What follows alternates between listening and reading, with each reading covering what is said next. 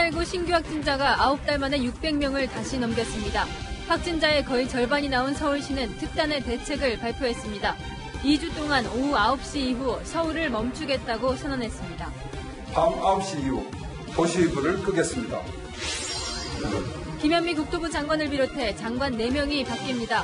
윤석열 검찰총장과 갈등을 빚고 있는 추미애 법무부 장관은 이번 개각 대상에서 빠졌습니다.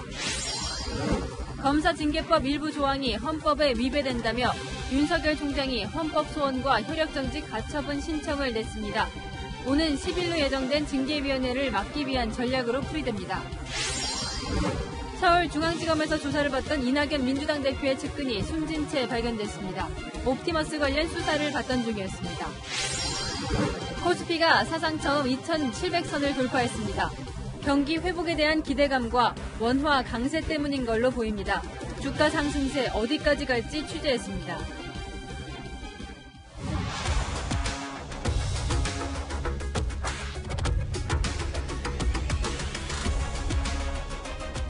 뉴스의 동정민입니다. 24번의 부동산 대책을 내놓은 최장수 국토교통부 장관 김현미 장관이 결국 교체됐습니다.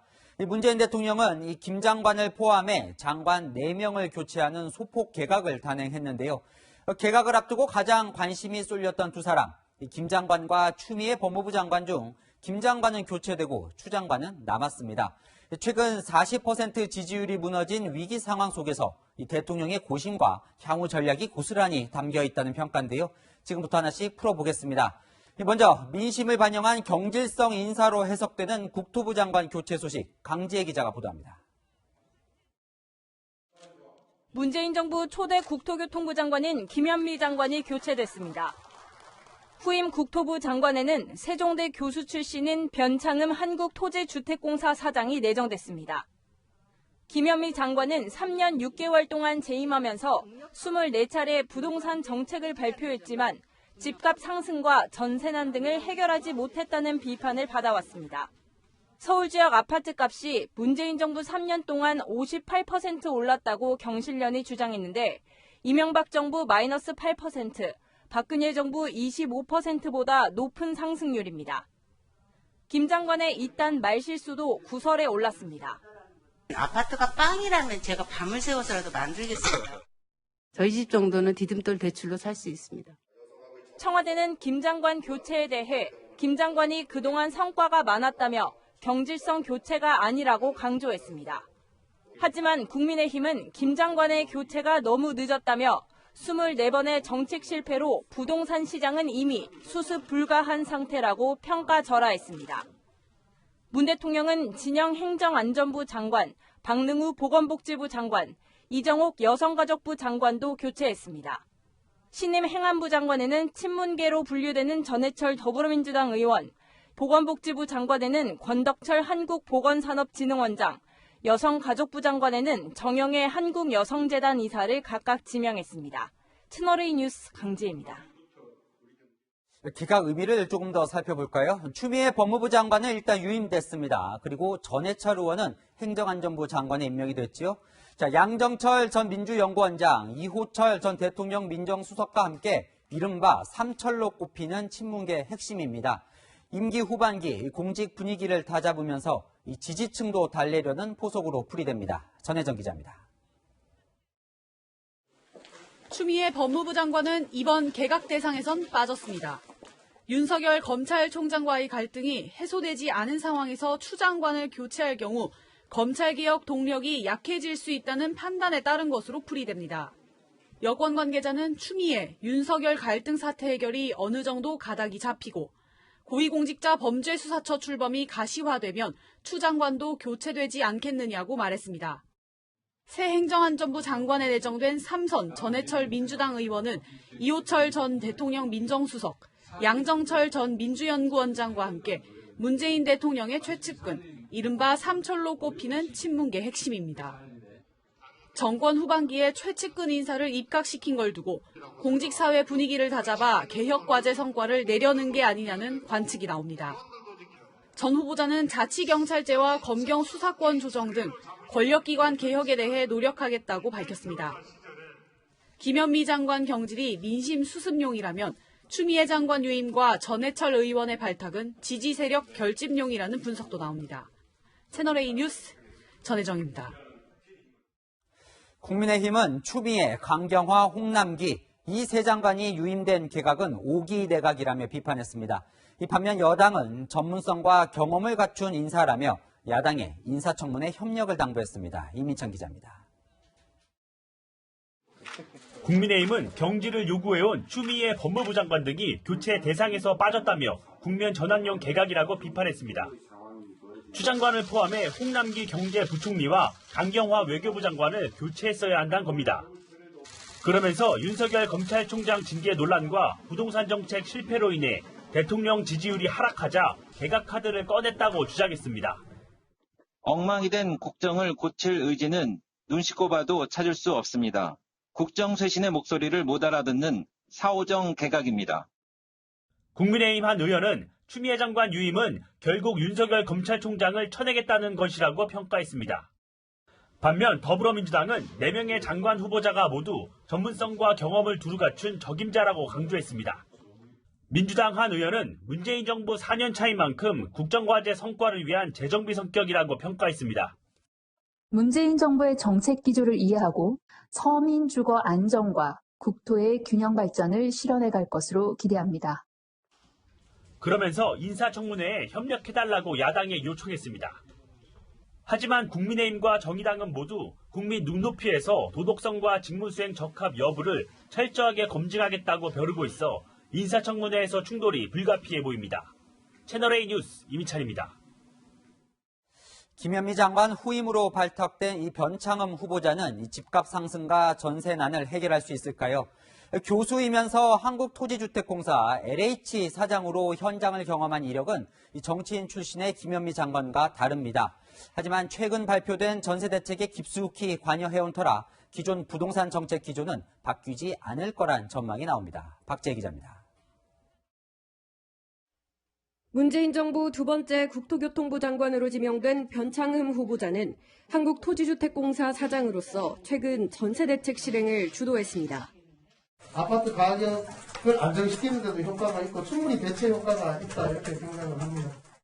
세종대 교수 출신인 변 후보자는 현 정부의 부동산 정책을 설계한 김수현 전 대통령 정책실장의 측근으로 과거 서울형 도시재생 사업을 함께 이끈 인연이 있습니다. LH 사장으로서는 현 정부 최대의 핵심 주거 정책인 수도권 3기 신도시 건설 계획을 수행하고 도시재생 뉴딜 정책을 뒷받침했습니다.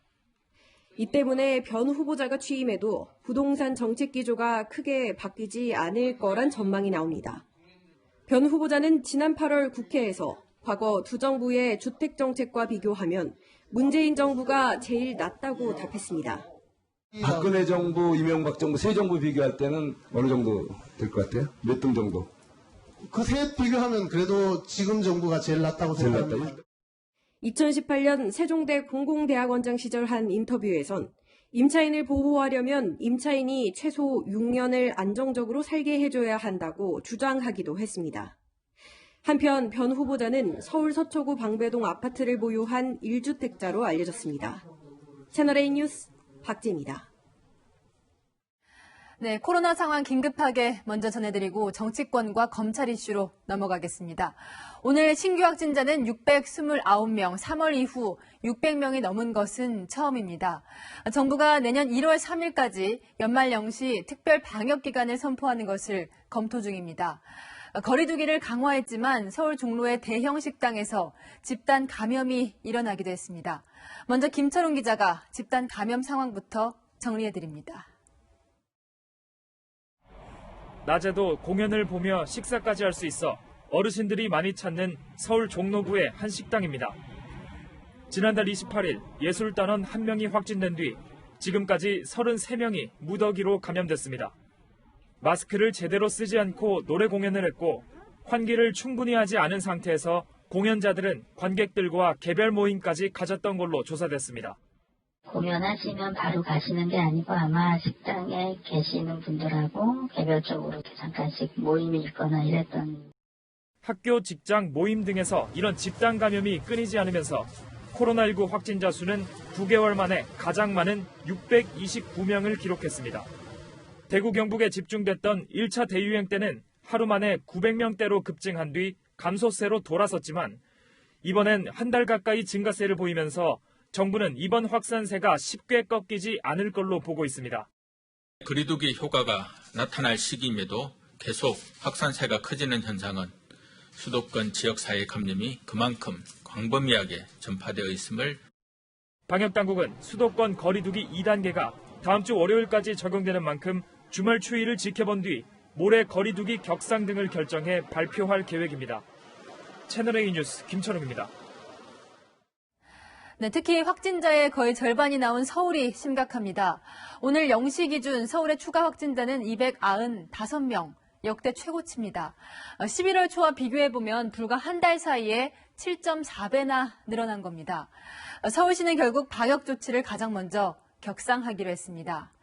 카페와 음식점뿐만 아니라 마트와 영화관, 상점 등 가게들도 앞으로 2주간 밤 9시 이후면 문을 닫아야 하고 대중교통 운행도 30% 감축합니다. 밤 9시 이후로는 도시에 불을 끄겠다. 쉽게 말해서 되도록 집에만 있으라는 얘기죠.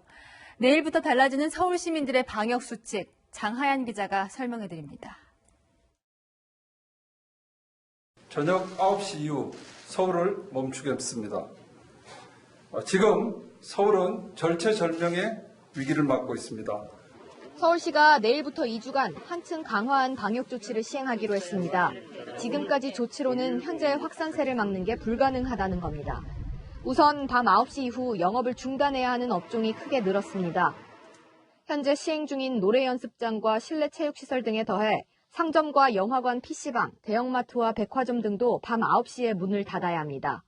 학원과 독서실, 스터디 카페 등도 밤 9시 이후 운영이 금지됩니다. 생필품은 살 수 있도록 300제곱미터 미만 소규모 마트 운영과 음식점 포장 배달만 허용됩니다. 서울시와 자치구가 운영 중인 박물관과 미술관, 도서관 등 공공시설 1,300여 곳도 모두 문을 닫기로 했습니다. 사회복지시설의 경우 돌봄 유지를 위해 일부만 운영합니다. 대중교통 이용도 불편해집니다. 시내버스는 내일부터, 지하철은 오는 8일부터 밤 9시 이후 운행이 30% 감축됩니다. 지하철 막차 시간을 자정에서 밤 11시로 단축하는 방안도 추진됩니다. 서울시는 이번 조치를 통해 하루 평균 확진자를 100명 아래로 낮추는 게 목표라고 설명했습니다.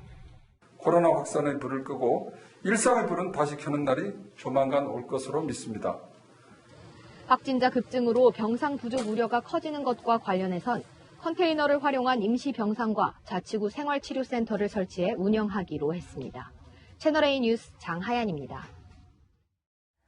백신 계약 상황이 어떤지 더욱 궁금할 수밖에 없습니다. 우리 정부가 영국제 아스트라제네카 백신과 계약을 맺었다고 전해드렸죠. 채널A 취재 결과 1,000만 명분이고 노령층은 임상시험 결과가 아직 없어서 의료진이 우선 접종 대상자가 될 것으로 확인됐습니다. 앞으로 적어도 3,000만 명에게는 무료 배포한다는 계획입니다. 이다혜 기자가 보도합니다. 정부 관계자는 영국 제약사 아스트라제네카와 계약을 맺은 코로나19 백신 물량이 1,000만 명분이라고 밝혔습니다. 화이자와 노바백스 등 다른 백신 개발사들과의 협상도 막바지에 왔다며 적어도 3,000만 명분에 대해서는 우선순위를 정해 무료 접종할 계획이라고 밝혔습니다. 정부의 최종 백신 구매 예산은 1조 3천억 원, 4,400만 명분으로 전 국민의 85%에 해당합니다. 우선순위에 따라 무료 접종 대상 범위가 최종 결정될 것으로 보입니다. 보건당국은 의료 종사자, 고령층과 감염 취약계층을 우선순위로 놓고 고민 중입니다.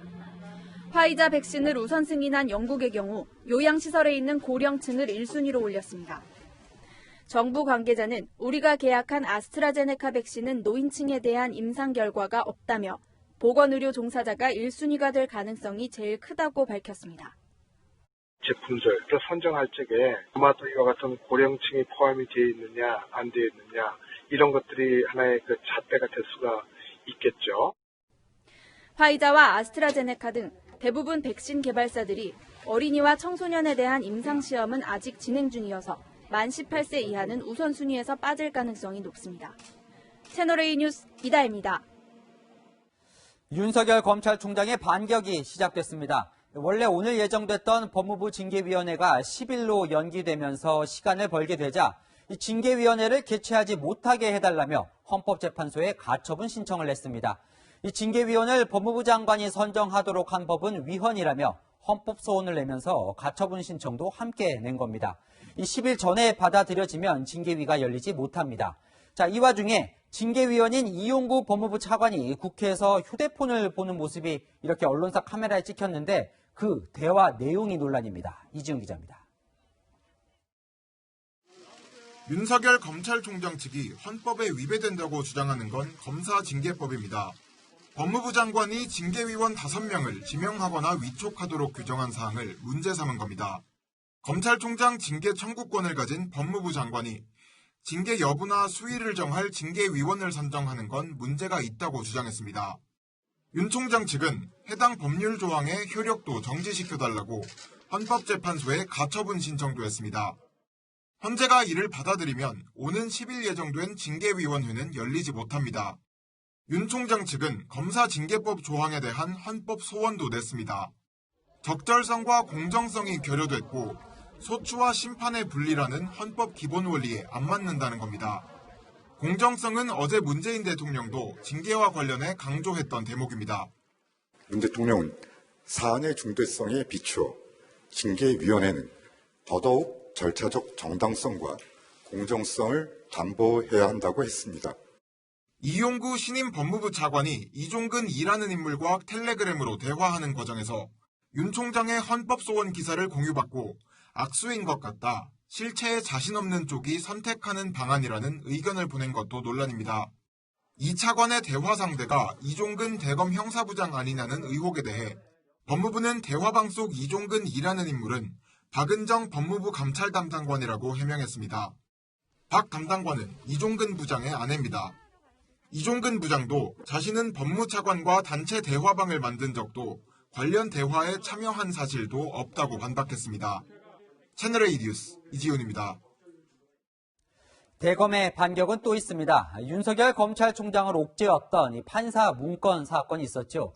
당시 대검 감찰부가 윤 총장 핵심 부서를 압수수색했는데 그 과정에 문제가 있는지 조사에 착수했습니다. 이 추미애 장관이 조남관 대검 차장을 패싱하고 이 측근인 이성윤 서울중앙지검장과 한동수 대검 감찰부장을 동원해 압수수색을 진행했다는 의혹인데요. 법무부 장관은 일선 수사를 지휘할 수 없도록 한 검찰청법 위반 소지를 보고 있는 겁니다. 조영민 기자입니다. 윤석열 검찰총장에 대한 대검찰청 감찰부의 수사가 위법했는지를 조사 중인 대검 인권정책관실. 그런데 최근 조사 대상에 서울중앙지검도 포함시킨 걸로 알려졌습니다. 서울중앙지검이 내부 보고 절차 등을 어기고 윤 총장에 대한 대검 감찰부의 수사에 협조했는지를 확인하려는 겁니다. 앞서 대검 감찰부는 지난달 25일 판사 관련 문건을 작성한 대검 수사정보 담당관실을 압수수색했습니다. 이미 알려진 것 외에 다른 판사 관련 문건 등이 지속적으로 만들어졌는지 확인할 목적이었습니다. 무리야기 법관 해당 여부 등이 기재된 보고서를 작성하여 그런데 서울중앙지검 소속 데이터 복구 요원들이 대검 감찰부의 압수수색 전날부터 준비를 한 것으로 알려졌습니다. 압수수색 현장에 있던 대검 감찰부 간부는 심재철 법무부 검찰국장, 박은정 감찰 담당관, 형진휘 서울중앙지검 4차장 검사 등과 수차례 전화통화도 한 걸로 전해졌습니다. 윤 총장 관련 수사에 대검 감찰부와 서울중앙지검이 교감해 같이 움직였고 이 과정에서 조남관 검찰총장 권한대행에게 보고도 누락됐다는 의혹이 제기됩니다. 이에 대해 서울중앙지검은 4차장은 압수수색 지원 절차를 설명해줬을 뿐 자체적으로 데이터 복구 수사 인력을 파견하거나 지원한 사실은 없다고 해명했습니다. 채널A 뉴스 조영민입니다. 지금 대전지방법원에서는 산업부 공무원 3명에 대한 구속영장 심사가 진행 중입니다. 감사원 감사를 앞두고 월성 원전 자료 수백 개를 삭제한 혐의를 받고 있는데요. 이 발부가 되면 윗선 수사에 탄력을 받게 됩니다. 현장 연결해 보겠습니다. 자, 구자준 기자, 이 구속 여부가 아직 결정 난 건 아니죠? 네, 아직까지는 결정이 나지 않고 있습니다. 오후 2시 반부터 시작된 구속영장 심사는 조금 전 7시 15분쯤 마무리됐는데요. 산업부 공무원 3명의 구속 여부는 일러도 오늘 밤 늦게나 결정될 전망입니다. 산업부 국가장급 간부인 이들은 지난해 말 감사원 감사를 앞두고 월성원전 1호기 조기 폐쇄 관련 자료 444건을 삭제한 혐의를 받고 있는데요. 대전지검 수사팀은 이들에 대한 구속영장을 윤석열 검찰총장이 직무에 복귀한 바로 다음 날 청구했습니다. 구속영장이 발부되면 월성 1호기 조기 폐쇄와 관련한 이들의 윗선 수사가 탄력을 받겠지만 영장이 기각되면 무리한 수사라는 비판이 세질 수도 있습니다. 자, 이제 발부가 된다면 그러니까 윗선 수사로 이어지게 되는 거죠. 그렇습니다. 검찰은 산업부 간부들의 신병을 확보하는 대로 자료 삭제 등을 지시한 윗선에 대한 수사를 본격화할 방침입니다. 특히 핵심 의혹인 월성 1호기 경제성 평가에 누가 어떻게 관여했는지를 확인하는 데 집중할 걸로 보이는데요. 백운규 전 산업부 장관과 청와대 산업정책비서관을 지낸 최희봉 한국가스공사 사장, 정재훈 한국수력원자력 사장 등에 대한 소환 조사에 나설 가능성이 높습니다. 또 이들의 원전 조기 폐쇄 결정을 주도한 의사결정 라인을 상대로 한 수사 확대도 불가피할 걸로 보입니다. 지금까지 대전지법 앞에서 전해드렸습니다. 김현미 장관은 떠나고 추미애 장관은 남았습니다. 이 속내가 뭘까요? 정치부 이현수 기자, 사회부 최주현 기자 오늘도 나왔습니다. 자, 이현수 기자, 네. 오늘 아침까지만 해도 이 김현미, 추미애 두 장관 모두 안 바뀔 것 같다 이런 기류였던 것 같은데 결국 김현미 장관은 바뀌었습니다. 이 최장수 장관을 바꾼 청와대의 고심이 담겨 있겠죠? 네, 성난 민심을 달래기 위한 카드가 필요했다는 분석입니다. 실제 오늘 발표된 한국갤럽 여론조사에서 대통령 직무 수행에 대한 부정평가 이유를 살펴보면요. 부동산 정책이 22%로 가장 높았고 법무부와 검찰의 갈등이 그 다음이었습니다. 앵커라면 둘 중 어느 분야부터 성의 있는 조치를 하셨을까요? 추미애 장관과 윤석열 총장의 갈등은 10일 징계위를 앞두고 아직 진행 중인 상황이죠. 윤 총장의 거취가 결정되지 않은 시점에서 추 장관을 먼저 교체하는 건 자칫 지지층의 반발을 가져올 수 있습니다. 반면 집값 상승, 전세난 등 부동산 문제는 임계점까지 다다랐다는 평가가 여권에서도 나오고 있는데요. 이런 상황들이 고려돼서 김 장관부터 교체한 게 아닌가 이런 분석을 해볼 수 있습니다. 그러니까 청와대가 이보 전진을 위해서 일곱 후퇴를 선택했다 이런 느낌도 드는데 자, 이 기자가 취재를 해보니까요. 어제와 달리 오늘 아침부터는 이 여권 전체의 기류가 좀 바뀌었다면서요. 네, 여권 내에서 미묘한 변화가 감지되는데요.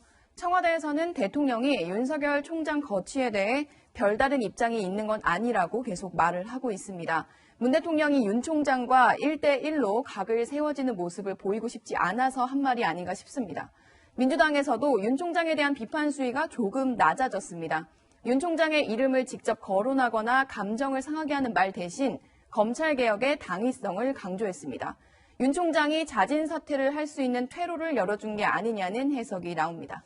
네, 뭐 그렇다고 해도 어쨌건 추미애 장관은 유임이 됐으니까요. 뭐 그렇다고 이제 안 밀어붙인다 이런 건 아닌 거죠. 그렇죠. 전열을 가다듬는다 이런 표현이 어울릴 것 같습니다. 검찰개혁과 부동산 정책에 있어서 목표대로 가긴 가되 여론을 살피며 속도를 조절하는 모습입니다.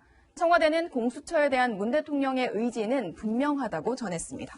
아까 이 기자가 이제 윤 총장이 자진 사퇴할 수 있도록 퇴로를 열어줬다 이런 해석도 나온다고 하는데 그렇다고 이 청와대 윤 총장 사퇴에 대한 생각이 바뀐 건 아닌 거죠. 네, 청와대를 포함한 여권은 윤 총장에게 결단을 내려라, 즉 사퇴 압박을 계속하고 있습니다. 윤 총장이 스스로 물러나게 되면 대통령은 부담을 덜게 되는데요. 대통령이 아닌 다른 누군가가 나서길 바라는 부분도 있다 보니 총리 역할론도 나오고 있습니다. 하지만 청와대 바람대로 윤석열 총장이 결단을 내려줄지는 미지수입니다. 그러다 보니 법조계에서는 이를 두고 윤석열의 시간이 왔다 이런 분석도 내놓고 있거든요. 이 자진 사퇴 의사가 없는 윤 총장에게 법무부 징계위가 잡혀있는 오는 10일까지는 시간이 주어진 셈인데 윤 총장이 이 시간을 반격에 활용하고 있다 이렇게 볼 수도 있겠습니다. 자, 지금부터 그 반격들을 하나씩 살펴보죠. 윤 총장 측에서 오늘 헌법재판소에 헌법소원과 가처분 신청을 동시에 냈어요. 이용구 법무부 차관에 찍힌 이 휴대폰 내용을 보면 법무부도 예상을 못했던 카드 같습니다. 맞습니다. 바로 첫 번째 카드인데요. 한번 살펴보도록 하겠습니다.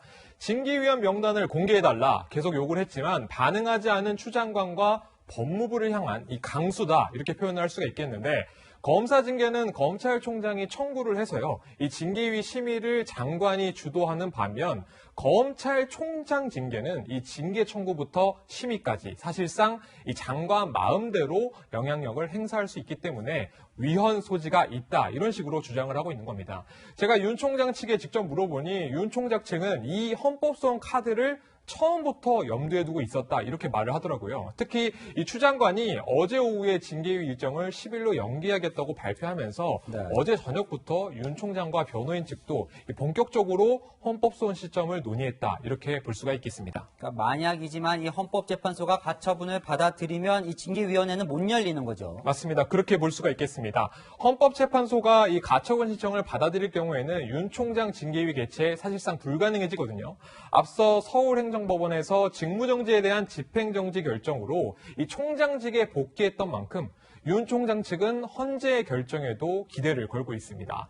이 가처분에 대한 헌재 결정이 대개 2주 정도가 소요된다는 관측이 많은데 윤 총장 입장에서 봤었을 때는 오는 10일, 그러니까 이 징계위가 잡혀있는 다음 주 목요일 전까지는 헌재 결정이 나와줘야 하는 상황인 겁니다. 네, 반격 카드는 또 있습니다. 자, 이성윤 지검장이나 이 한동수 감찰부장, 이른바 추미애 라인을 겨냥한 것 같아요. 맞습니다. 나머지 두 개의 카드도 한번 살펴보도록 하겠습니다. 하나, 바로 이 진상조사입니다. 이성윤 서울중앙지검장이 이끄는 이 옵티머스 수사팀에서 일어난 이낙연 더불어민주당 대표실 부실장의 이 변사 사건에 대한 조사를 지시한 건데요. 강압 수사 등 이 수사 과정에 대한 의혹이 제기되자 윤 총장이 오늘 오전에 직접 이 서울중앙지검 인권감독관실에 진상 파악을 지시했습니다. 나머지 카드도 한번 살펴보도록 할까요? 이 대검찰청 감찰부를 향한 대검찰청 인권정책관실의 역수사 이렇게 볼 수가 있겠습니다. 윤 총장이 이 직무에 복귀하기 전에 검찰총장 권한대행이었던 조남관 대검차장검사의 지시로 이뤄지고 있는 조사인데 윤 총장 징계 사유 중 하나죠. 이 판사 불법 사찰 의혹과 관련해서 대검 감찰부가 대검 수사정보정책관실을 압수수색했는데 이 과정에서 위법 행위가 있었다는 대검 내부 진정서가 제출된 겁니다. 윤 총장은요, 이 두 가지 카드로 이 추장관 라인으로 분류되는 이성윤 지검장과 또 한동수 대검 감찰부장 등을 원칙으로 압박하겠다 이런 전략을 세운 모양새입니다. 월성원전 조기 폐쇄 의혹 수사 등에 대한 지휘 등을 포함해서 윤 총장 자신에게 주어진 이 시간 아무래도 충분히 활용하겠다고 마음먹은 걸로 보입니다. 네, 이 시간이 결과적으로 누구의 손을 들어줄지 지켜보죠. 지금까지 이현수, 최주연 기자였습니다. 어제 서울중앙지검에서 옵티머스 관련 조사를 받고 있던 이낙연 더불어민주당 대표의 측근이 숨진 채 발견됐습니다. 스스로 목숨을 끊은 것으로 추정됩니다. 국회에 검은 양복을 입고 나타난 이낙연 대표는 애도를 표했습니다. 먼저 박건영 기자입니다. 어젯밤 9시 15분쯤 이낙연 더불어민주당 대표실 부실장 이모 씨가 서울중앙지법 인근 건물에서 숨진 채 발견됐습니다. 이 씨는 하루 전날 옵티머스 관련 회사로부터 금품을 제공받았다는 의혹과 관련해 검찰 조사를 받았습니다. 지난 2월부터 5월까지 이낙연 대표의 종로구 선거사무실에 있던 복합기 임대료를 지원받은 의혹으로 선관위로부터 고발당했기 때문입니다. 이 씨는 그제 저녁 식사를 하겠다며 변호사와 함께 검찰 조사실을 나선 뒤 6시 40분쯤 아내에게 미안하다는 말을 남기고 연락이 끊겼습니다. 실종 신고를 받은 경찰은 휴대전화 신호가 마지막으로 꺼진 서초동 일대 수색에 나섰다가 23시간 만에 숨진 이 씨를 발견했습니다. 현장에서 유서는 발견되지 않았습니다. 경찰은 유가족과 검찰 조사에 동행한 변호사 등을 불러 사망 경위를 조사했습니다. 또 CCTV를 통해 이 씨가 검찰 청사를 나선 뒤 법원 주변을 벗어나지 않은 걸로 보고 타살 가능성은 낮다고 판단했습니다. 숨진 이 씨는 이낙연 대표를 10년 넘게 보좌한 최측근 인사입니다. 2014년 이 대표의 전남도지사 후보 당내 경선 때 권리당원 2만여 명의 당비 대납을 주도한 혐의로 1년 넘게 실형을 살기도 했습니다. 출소 이후에는 정무특보를 맡았습니다. 이 대표는 측근에게 슬픔을 누를 길이 없다는 입장을 밝혔고 빈소를 찾아 조문했습니다. 채널A 뉴스 박관영입니다. 네, 이번 사건은 이성윤 서울중앙지검장이 이끄는 옵티머스 수사팀이 맡았죠. 윤석열 검찰총장이 조사 과정에서 인권을 침해한 것이 아닌지 진상조사를 하라고 지시했습니다. 앞서 자신을 둘러싼 각종 이슈에 대해 반격에 나선 윤 총장이 이번 일에 대해서도 선제 조치에 나섰다는 분석이 나옵니다. 이어서 정현우 기자입니다. 윤석열 검찰총장은 이번 사태에 대해 진상조사를 지시했습니다. 수사 과정에서 인권 침해가 없었는지 서울중앙지검 인권감독관실이 확인하라고 한 겁니다. 윤 총장은 숨진 이모 씨 관련 보고를 어젯밤 언론 보도가 나오기 직전에야 받은 걸로 드러났습니다. 의혹이 잇따르자 서울중앙지검은 해명에 나섰습니다. 이 씨가 실종된 다음 날 오전 대검찰청 반부패 강력부에 실종 사실을 보고했고 실종 당일부터 경찰, 변호인과 함께 이 씨를 찾아다녔다는 겁니다. 검찰 안팎에선 서울중앙지검을 이끄는 이성윤 지검장이 책임을 피해가기 어렵다는 목소리도 나옵니다. 이 수사를 지휘하는 형진휘 4차장은 이성윤 지검장의 핵심 참모고 추미애 법무부 장관의 신임도 두터운 것으로 알려졌습니다. 수사팀장인 주민철 경제범죄 형사부장도 추 장관이 주도한 지난 8월 인사 때 부임했습니다. 주 부장은 추 장관의 최측근인 심재철 법무부 검찰국장과도 가까운 사이로 알려졌습니다. 서울중앙지검은 앞서 김욱준 1차장이 이성윤 지검장에게 사의를 표하면서 뒤숭숭한 상황. 이번엔 검찰 수사를 받은 사람이 극단적 선택을 하는 상황까지 벌어지면서 서울중앙지검은 극심한 내용에 휩싸였습니다. 인권감독관실의 진상조사 결과에 따라 관련자들에 대한 징계 등이 이뤄질 가능성도 있습니다. 채널A 뉴스 정현우입니다.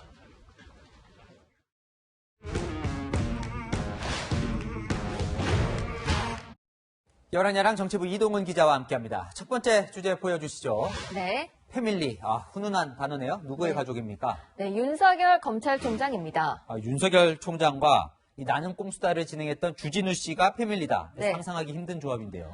네, 이렇게 말한 사람은 다름이 아니고 나는 꼼수다에서 같이 진행을 했던 김용민 평화나무 이사장입니다. 자신의 SNS에 윤석열 총장이 총장 후보로 거론되던 때 양정철 전 민주연구원장과 만난 적이 있는데 그 자리에 주진우 씨가 있었다는 겁니다. 이 자리에서 주 씨는 윤석열 총장을 형이라고 불렀고 양 전 원장에게 농담표로 윤 총장에게 충성 맹세를 하라고 했다는 겁니다. 그런데 이것부터 궁금한데요. 김용민 이사장은 주 씨 동료였는데 왜 갑자기 동료에 대해서 이렇게 말하는 겁니까? 사이가 틀어졌습니까? 네, 주 씨가 최근 자신이 진행하던 라디오에서 한 말이 문제가 된 듯한데요. 일단 직접 들어보고 판단해 보시죠. 정의당에서도 현재 상황 추미애 장관이 좀 너무하는 거 아니야. 그러면서 문재인 대통령이 직접 나서라 이런 얘기를 해요. 검사들이 만든 이 자료는요. 사찰 정보라고 하는 이 자료들은 좀 문건 수준이 좀 정확하고. 윤 총장을 좀 옹호하는 듯한 이런 발언으로 보이기도 하네요. 그러면 이 김용민 이사장의 말이 사실관계는 어떻습니까? 실제로 만난 것은 맞나요? 네, 윤 총장은 지난해 인사청문회에서 양 전 원장과의 만남 자체는 인정했습니다. 양정철 민주당 민주정책연구원장 금년 4월에 만난 거 사실이죠? 한 2월경 정도 본 것 같습니다. 제가 그분하고 몇 차례 만났다고 하지만 단둘이 만나서 무슨 얘기를 한 건 아니고 아무래도 정치권에 연계되신 분이기 때문에 굉장히 저도 조심하고 있습니다. 양 전 원장과 만난 건 사실인데 이 자리에 주 씨가 있었는지는 확인되지 않았습니다. 조금이라도 다른 목소리를 내면 어제의 동지도 적으로 돌려 공격하는 게 너무 당연한 일이 돼버린 것 같습니다. 네, 다음 주제 보겠습니다. 네. 이게 정말 수능인가? 네. 어제 수능 시험에 이 한국사 문제가 지금 논란이 되고 있죠. 네, 한국사 20번 문제인데요. 지난해 남과 북은 유엔에 동시 가입하기로 했다. 한반도 비핵화를 자주적으로 실현하기 위한 우리의 노력이 큰 진전을 이루고 있다는 제시문을 보여주고 이 정부에서 추진한 정책을 물었습니다. 그러니까 저 제시문은 남북 유엔 동시 가입, 그러니까 노태우 정부 때 이야기네요. 네, 맞습니다. 문제는 객관식 보기인데요. 당백전, 도병마사, 노비안건법, 대마도 정벌이 나오는데 정답인 5번 남북 기본 합의서를 채택하였다를 빼고는 모두 현대사와 관련 없는 고려, 조선시대 내용입니다. 좀 쉬워 보이긴 하는데 배점도 뭐 3점이나 되더라고요. 네. 그런데 쉽다는 이유만으로 논란이 될 것 같지는 않고요. 네, 누리꾼들은 초등학생 대상 문제 아닌가요? 역대 한국사 문제 중 가장 쉬웠을 것이라는 댓글과 함께 출제자의 정치적 의도가 전달되는 것으로 보인다는 글도 올렸는데요. 누리꾼은 다양한 의견을 올릴 수 있는데 이를 정치권이 이용하는 게 문제입니다. 윤희숙 국민의힘 의원은 SNS에 이 문제를 공유하고 어떤 생각이 드십니까? 라고 물었습니다. 묻기만 했지만 뭔가 문제가 있다 뭐 이런 뉘앙스가 좀 있긴 하네요. 네, 그랬다 싶었는지 같은 당 하태경 의원이 노태우 정부 때 일인데 현 정부와 연계해서 정치적 비판을 하는 건 과민 반응 같다고 지적했습니다. 어제 하루 고생한 수험생들 격려하는 의미에서 오늘의 여랑야랑은 다 맞췄길로 정해봤습니다. 쉬운 문제인데 너무 깊게 생각하다 의외로도 틀리더라고요. 다 맞았으면 좋겠습니다. 지금까지 여랑야랑이었습니다. 오늘 코스피가 증시 역사상 처음으로 2,700선을 돌파했습니다. 지난달부터 돌아온 외국인 투자자들이 상승을 이끌었습니다. 대장주 삼성전자가 주당 7만 원 벽을 깼고 SK하이닉스도 신고가를 기록했습니다. 안건우 기자가 분석했습니다. 코스피가 나흘 연속 최고치 기록을 갈아치웠습니다. 코스피는 어제보다 35.23포인트, 1.31% 오른 2,731.45로 마감했습니다. 코로나19 여파로 지난 3월 바닥이었던 1,400선을 찍었지만 지금은 2,700선, 지수가 2배 가까이 뛴 겁니다. 시가총액 1위 삼성전자는 7만 1,500원으로 주당 7만 원 시대를 열었습니다. 반도체 쌍두마차인 SK하이닉스도 어제보다 3.14% 오른 11만 5천 원에 마감해 신고가를 새로 썼습니다. 강세장은 내년 초까지 계속될 거란 전망이 나옵니다. 수출이라든가 이런 쪽에도 보게 되면 반도체도 그렇고 이제 중간재는 자본재 쪽이 비중이 많거든요. 글로벌 경기 사이클이 올라가는 국면에서 이제 수혜를 볼 수 있는데 달러에 대해서도 강세보다는 약세 쪽에 대한 기대가 높아지고 있잖아요. 미국의 경기 부양책으로 2년 반 만에 최저 수준인 환율 영향으로 환차익을 노린 외국인 자금이 지속적으로 지수를 밀어올리고 있기 때문입니다. 코로나19 백신과 글로벌 교역 회복 기대감이 커지며 우리 경제의 수출 여건도 나아지고 있습니다. 일각에선 코스피가 3,000도 돌파할 거란 장밋빛 전망이 나오는 상황. 하지만 추가 상승이 어렵다는 관측도 있습니다. 앞으로의 실적이 이미 오른 주가를 따라가기 어렵다는 겁니다. 주가 수준은 2017년, 18년 넘어갔는데 내년에 그 정도 이익도 오기 힘들거든요. 이런 가운데 일주일 연속 상승한 코스닥도 913.76으로 최고치를 경신하며 파죽지세를 이어갔습니다. 채널A 뉴스 안건우입니다. 미국은 예상대로 수백만 명이 이동했던 지난 추수감사절 이후 코로나 확산세가 폭발적입니다. 하루 새 2,800여 명이 목숨을 잃었는데 9.11 테러 당시 희생자 수준입니다. 워싱턴 김정한 특파원입니다. 3, 2, 1. We wish you a Merry Christmas. We wish you a Merry Christmas. We wish you a Merry Christmas. 트럼프 대통령이 크리스마스 시즌을 알리는 트리 점등식에선 마스크를 쓴 참석자는 찾기 힘듭니다. 폼페오 장관도 국무부와 블레어 하우스 등에서 연말 파티를 연이어 열기로 해 구설에 올랐습니다. 어제 하루 미국에서 숨진 코로나19 환자는 2,800명을 넘어 9.11 테러 당시 희생자 수준에 근접했고 사망자 선행 지표인 입원 환자도 처음 10만 명을 넘었습니다. More hospitals in this country are right on that edge of not being able to provide that care. That's when the number of deaths will really go up. 컨벤션 센터까지 야전 병원으로 활용하고 있지만 역부족입니다. We've been really challenged to get staff here. We are taking volunteers. We are taking anybody who is capable. 지난달 추수감사절 대이동에 따른 감염자가 속출하는 가운데 이 크리스마스 연휴까지 겹치면서 12월 중 하루 사망자가 3,000명에 육박할 것이라는 경고가 나옵니다. 워싱턴에서 채널A 뉴스 김정한입니다. 네, 맨주먹 하나로 세계를 제패한 필리핀 복싱 전설이죠. 파키아오가 필리핀의 집권당 대표에 선출됐습니다. 차기 대통령 후보로까지 거론됩니다. 유지훈 기자입니다. 필리핀 집권 여당인 민주필리핀당 행사장에 복싱 선수 사진이 그려진 마스크를 착용한 상원 의원이 들어섭니다. 당대표로 선출된 매니 파키아오입니다. We are here to fight for the poor, the jobless, the voiceless, the hopeless. 필리핀 빈민가 출신인 파키아오는 플라이급에서 슈퍼 웰터급까지 사상 최초로 8체급 세계 챔피언 벨트를 따낸 전설적인 복서입니다. 내전과 빈곤에 허덕이던 필리핀인들에게 파키아오는 당시 국민적 영웅으로 떠올랐습니다. 경기가 열리는 날에는 정부군과 반군이 임시 휴전을 했고 여야 간 정쟁도 멈췄습니다. We are here even though we sacrificed the typhoon, yet we are entertained by Manny Pacquiao boxing. 전폭적인 지지 속에 2009년 정치에 입문해 4년 전 상원의원 배지를 달았고 이번엔 집권여당 대표로 선출됐습니다. 2년 뒤 열리는 차기 대통령 선거에서 파키아오가 두테르테 대통령의 후임 자리까지 오를지 주목됩니다. 채널A 뉴스 유주은입니다. 바다 온도는 한계절 느려서 동해안은 지금처럼 한겨울에 서핑하기 딱 좋다고 합니다.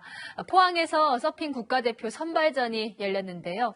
도쿄올림픽을 향해 바다를 가르는 서퍼들을 사공성근 기자가 만나봤습니다. 태극마크를 목표로 전국에 내노라하는 서퍼들이 포항에 모였습니다. 겨울의 동해는 서핑하기 가장 좋은 높이의 파도를 만들어냅니다. 파도가 높아지면서 기술을 구사하기에 제격인 겁니다. 영하 1도의 날씨에도 바다의 수온은 영상 5도에서 10도 정도로 상대적으로 따뜻합니다. 선수들은 잠수복과 같은 네오프렌 소재의 서핑 수트를 입고 신발과 장갑까지 갖췄습니다.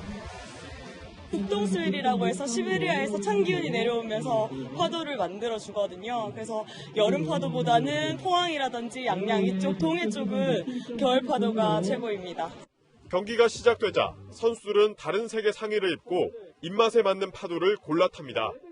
보드 위에 몸을 맡겨 파도를 위아래로 타고 순간적으로 방향을 바꾸기도 합니다. 숏보드 종목에 선발된 6명의 남녀 국가대표는 내년 5월 도쿄올림픽 출전권이 달린 세계선수권에 참가합니다. 전 세계인들이 볼 수 있는 그런 무대이다 보니까 태극기 달고 나가는 게 되게 자랑스러울 것 같습니다. 가서 멋지게 보여주고 싶습니다. 떠오르는 레저 스포츠에서 이제는 올림픽 정식 종목으로 채택된 서핑. 세계를 향한 태극 서퍼들의 도전이 시작됩니다. 채널A 뉴스 사공성근입니다. 서울광장에 설치된 사랑의 온도탑의 모습입니다. 올해는 코로나 여파로 도움의 손길이 얼어붙어 있는데요. 힘들지만 조금씩 마음을 나누는 올겨울이 되었으면 합니다. 주말인 내일도 영하권 추위가 이어지는데요. 일요일에는 다소 추위가 누그러들겠지만 공기는 계속 차갑고 건조해서 감기 조심하셔야겠습니다. 오늘 밤부터 내일 새벽 사이에는 경기 남부 서해안과 충청, 전북 지역에 눈이 날리겠습니다. 쌓이는 정도는 아니지만 길이 미끄러울 수 있습니다. 지금 영동과 남부 일부 지역, 서울 등 수도권 지역에 건조특보가 발효 중인데요. 화재 사고와 호흡기 질환에도 대비해 주셔야겠습니다. 내일도 전국적으로 대기질은 무난할 텐데요. 휴일에는 국외 미세먼지가 유입되면서 수도권과 충청 지역의 미세먼지 농도가 높아지겠습니다. 다음 주에도 곳곳에 미세먼지가 머물러서 탁한 공기가 예상되니까요. 당분간은 대기질 예보 잘 살펴주셔야겠습니다. 날씨였습니다.